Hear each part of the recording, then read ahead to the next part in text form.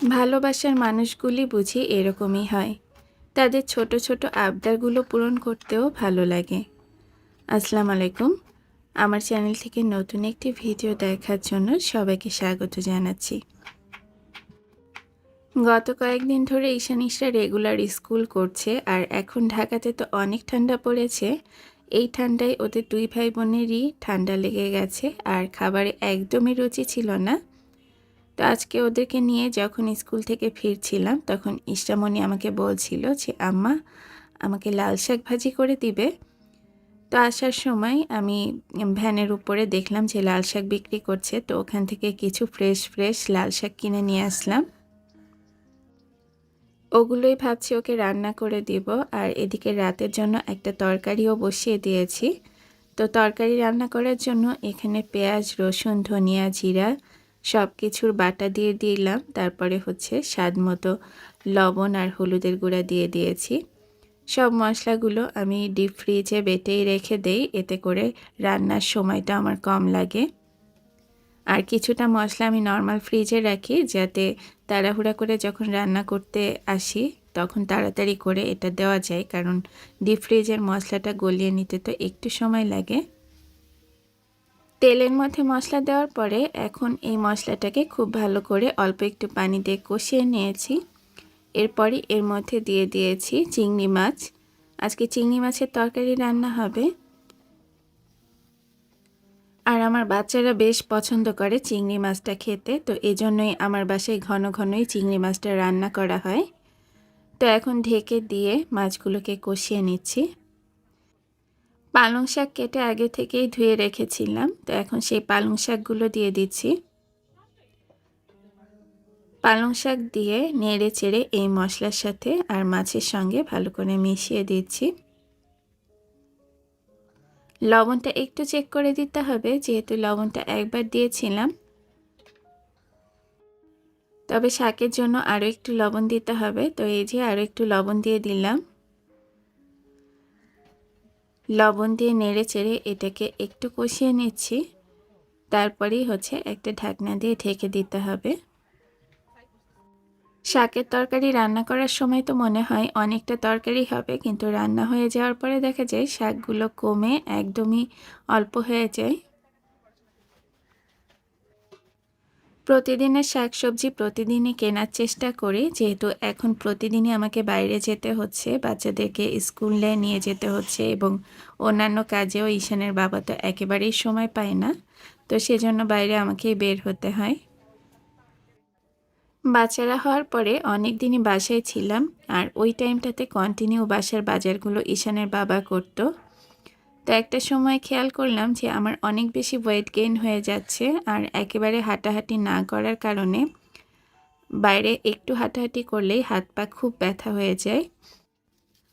তারপরে চিন্তা করলাম যে আস্তে আস্তে করে আমাকে বের হতে হবে এবং আগের মতো নর্মাল লাইফে ফিরে আসতে হবে। তো তখন থেকেই একটু একটু করে বাইরে বের হওয়া। তো বাইরে তো আসলে কোনো কাজ ছাড়া ওরকম করে ঢাকাতে বের হওয়া যায় না, কারণ রাস্তাঘাটে বের হলেই জ্যাম কিংবা অন্যান্য ঝামেলাও থাকে। তো সেজন্যই চিন্তা করলাম যে আমরা যদি বাসার বাজারটা দুজনে মিলে করি তাহলে কেমন হয়। তো ঈশানের বাবা বলল যে দুজনে না, বাজারটা তুমি চাইলে নিজেই করতে পারো। আসলে বাজার করার অভ্যেসটা আগে থেকেই আমার ছিল, যেহেতু দুজনেই আমরা জব করতাম আর সংসারটা দুজনকেই সামলাতে হতো, তাই রান্না বান্না বাজার এগুলো করার অভ্যেস দুজনেরই আছে।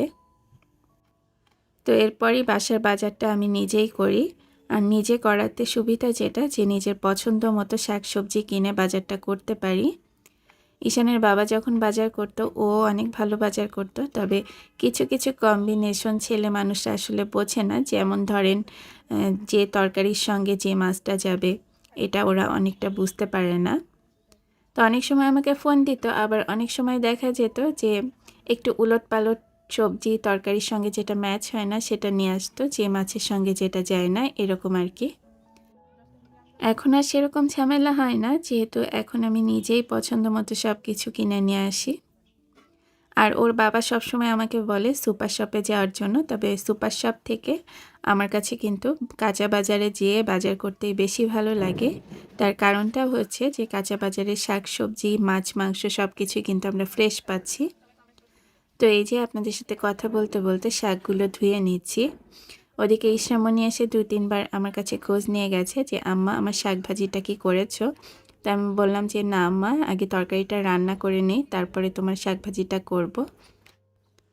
এ পর্যায়ে তরকারিটা প্রায় হয়ে এসেছে। শাকগুলো ভালো মতো সিদ্ধ হলেই এই তরকারিটা রান্না হয়ে যায় আর খুব তাড়াতাড়ি হয়ে যায়। পালং শাক খেতে ঈশানের বাবা খুবই পছন্দ করে, তাই ঘন ঘন এই শাকটা আমার বাসায় রান্না হয়। তরকারিটা হয়ে গেছে, চুলার জালটা নিভিয়ে দিচ্ছি। আর এদিকে চুলায় আরেকটা কড়াই দিয়ে দিয়েছি। আমার রান্নাগুলো হয়তো অনেকের রান্নার সঙ্গে ম্যাচ হবে, আবার অনেকে অনেক বেশি তেল মশলা খেতে পছন্দ করেন। একটা সময় ছিল তেল মশলাটা আমিও আরেকটু বাড়িয়ে দিতাম, তবে ঈশানের বাবা লাস্ট একটু অসুস্থ হয়েছিল, ওর সুগারটা একটু বেশি এসেছিল, তারপর থেকেই হচ্ছে আমি তেল মশলার পরিমাণটা একটু কমিয়ে দিয়েছি। তো এই যে কথা বলতে বলতে এখন পেঁয়াজ, রসুন, কাঁচামরিচ আর আস্ত জিরা দিয়ে দিয়েছি। শাক ভাজির মধ্যে আমি অল্প একটু সরিষার তেল দিই, তো এখানে সয়াবিন তেল দিয়েছি একটু, তারপরে হচ্ছে আরও একটু সরিষার তেল দিয়েছি, দিয়ে এখন নেড়ে চেড়ে ভেজে নিচ্ছি। বাইরে আজকে বেশ ঠান্ডা পড়েছে। ঢাকাতে নভেম্বর মাসে সেরকম ঠান্ডা না টের পাওয়া গেলেও ডিসেম্বর থেকে কিন্তু ভালোই ঠান্ডা পড়েছে। আর এখন তো জানুয়ারি মাস, এখন অনেকটা ঠান্ডা পড়েছে। সব মশলাগুলো ভাজা হওয়ার পরে এখন আমি ধুয়ে রাখা লাল শাকগুলো দিয়ে দিচ্ছি। এখন নেড়ে চেড়ে এটাকে ভেজে নিচ্ছি। এক্সট্রা করে আর কোনো পানি দিব না, শাক থেকে যে পানিটা বের হবে তাতেই দেখা যাবে রান্নাটা হয়ে যাবে। শুধুমাত্র কিছুক্ষণের জন্য একটু ঢেকে দিতে হবে। শাকগুলো দেওয়ার পরে পরিমাণ মতো লবণটাও দিয়ে দিতে হবে।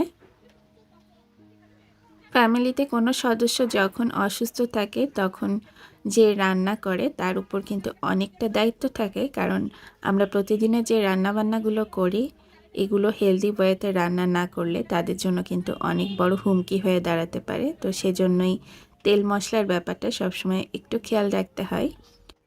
তারপরও চেষ্টা করি যতটুকু তেল মশলা মিনিমাম দেওয়া উচিত ততটুকু দেওয়ার জন্য, কারণ এর থেকে কম দিলে খাবারের টেস্ট অনেকটাই নষ্ট হয়ে যাবে।